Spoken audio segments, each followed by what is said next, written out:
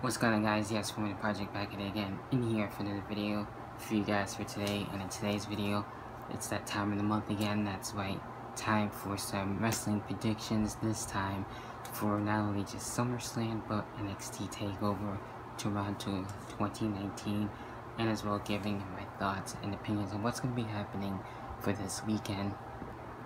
So I figure I'd start things off with NXT Takeover in Toronto and get right into the match card where we have basically what's looking to be possibly most likely happening, Candice LeRae and Io Shirai, and this one is going to be pretty intense because Candice LeRae was trying to be a front to Io Shirai and everything, and after everything she's been through, trying to get the women's championship, but things didn't really go as planned, and then now she's more of a heel, and I really like basically seeing that transformation, seeing how things have been evolving for her, and now being a heel and everything, and her new look. I love it. It's dope. I think it's really cool. So it could really go either or on this one. I kind of want to see where things go, but I'm going to go with Io Shirai on this one, definitely for sure. Then where we have the Tag Team Championship match, where we will be seeing the Street Profits taking on the Undisputed Era and everything. And hopefully, maybe we'll see an evolution type of thing going on between the Undisputed Era, where they get most of the championships. That would be something to see. But I think the Street Profits are going to be ending up retaining. I don't really see them losing. So unless that changes, then we'll see. I wouldn't really be that mad at it either. So that remains to be seen. Then we got the North American Championship on the line, where we have Velveteen Dream, Pete Dunne, and Roderick Strong. It can really go either or. Basically, well, Pete Dunne, maybe we'll see, but I see it more going to either Velveteen Dream or Roderick Strong, so it's kind of a toss-up for me. But you know, I'll go out with this seeing Roderick Strong actually getting the championship. That would be pretty interesting there.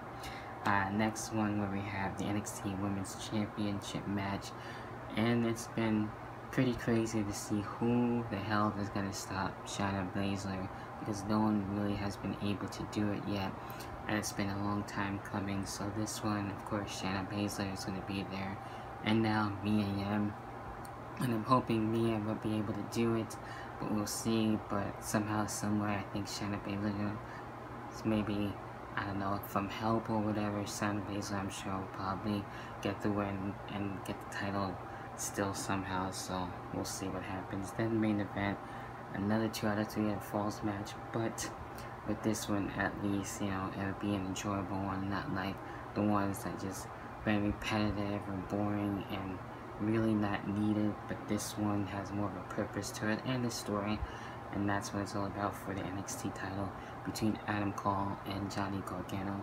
And as much as I want Johnny Gargano to get the win and everything and get the title back, I think Adam Cole is gonna be able to do it, get the win, retain the title, and we'll see what things are gonna be going for that. So, you know, that's basically it as of right now, unless anything else adds to it, but I don't really see that happening, but we'll see on where that goes. But for Saturday, it's looking pretty damn interesting.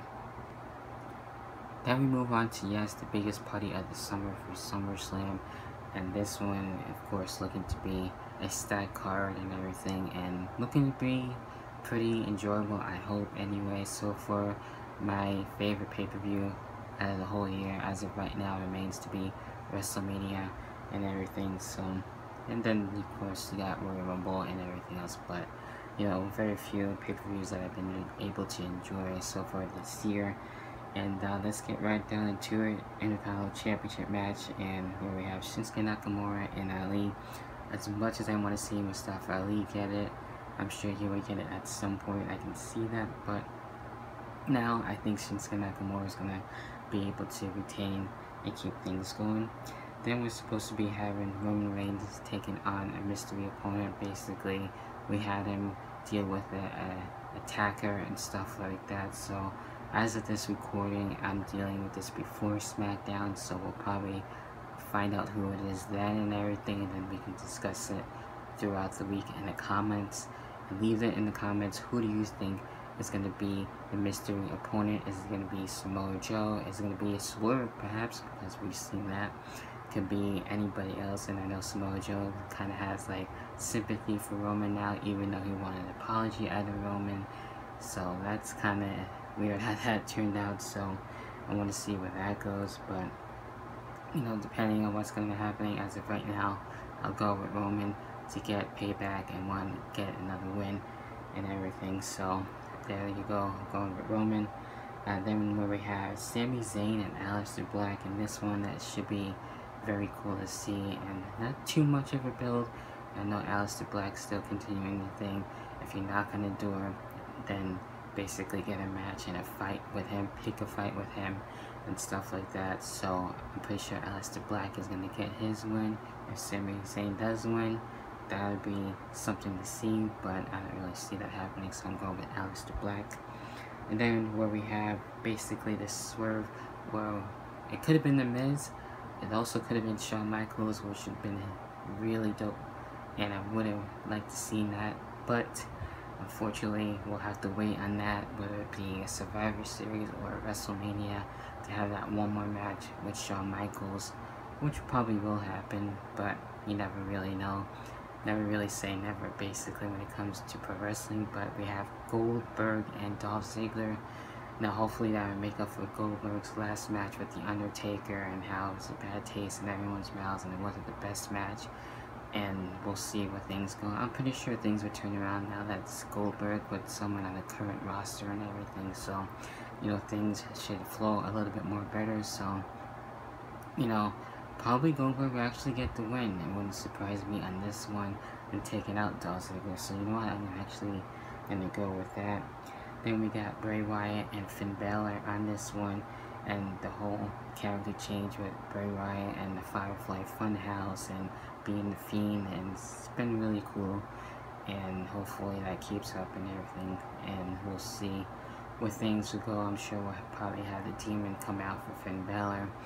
And I'm going to go with Bray Wyatt on this one just because I would like to see him get the win as much as I like Finn. But I know he's supposed to be taking time off from what I hear, which is fine. And then, you know, get recharged and all that stuff. And that makes sense. So I'm going with Bray Wyatt on this one. Then where we have Kevin Owens and Shane McMahon. And if Owens loses, then he will quit WWE. That's the stipulation. I wish it was an I Quit match. I think that would have been a lot more better for this and everything. So I'm going with Kevin Owens on this one, getting the win and giving it to Shane McMahon and calling it a day there. Then the next match where we have the United States Championship match, AJ Styles and Ricochet. These two going back and forth and everything.